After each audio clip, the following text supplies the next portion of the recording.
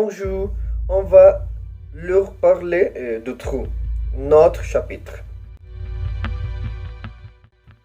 Monsieur Reinhardt, qui est tapissier, est amené au tribunal pour parler d'un crime qui s'est produit. Il raconte ce qu'il a vu et se présente.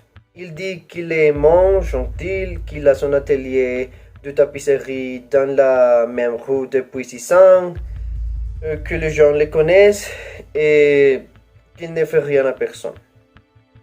Que tous les dimanches, il va à la pêche avec sa femme et qu'il aime la pêche et qu'Emily, sa femme, lui a donné ses roues. Il dit qu'il est un homme fort, gentil, qu'il n'est pas mauvais du tout. Mais il dit qu'Emily est mauvaise et qu'elle ne le paraît pas parce qu'elle est petite et mince, mais qu'elle est plus méchante qu'une belette. Il explique qu'elle lui reproche tous les jours d'être gentille et qu'elle ne laisserait pas une telle chose lui arriver. Cependant, au cours de l'entretien, Renard commence à divaguer et le président lui demande d'en venir rapidement au fait. C'est à quoi Renard répond que sa femme et lui ont pris le train de 17h25, qu'ils sont rentrés pour dîner et qu'ils n'ont plus parlé de ce sujet. Renard offre du casque à Mélie.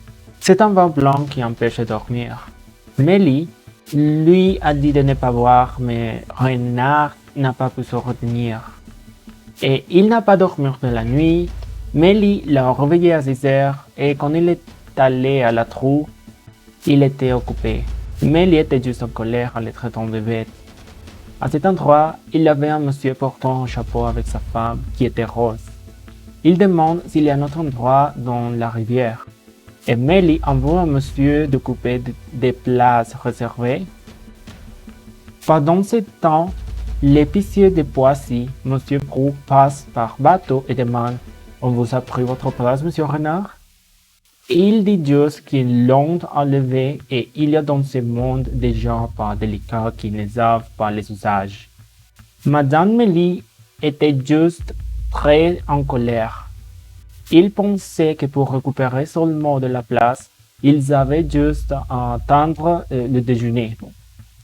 Pour passer le temps, Renard dérange sa femme de rencontrer Colombine du magazine Jules Blas. Le monsieur est retourné au trot et Flamiche leur a dit qu'il reviendrait toujours parce qu'il aime l'endroit et comme Renard n'a pas répondu, Mélie s'est moquée de lui et il a dit qu'il est un lâche. Après, il confronte verbalement contre les monsieur et Flamiche car il brûle leur poisson. Les 4 personnes se mettent en colère et soudain, ils commencent à se battre avec une poêle et ses poings.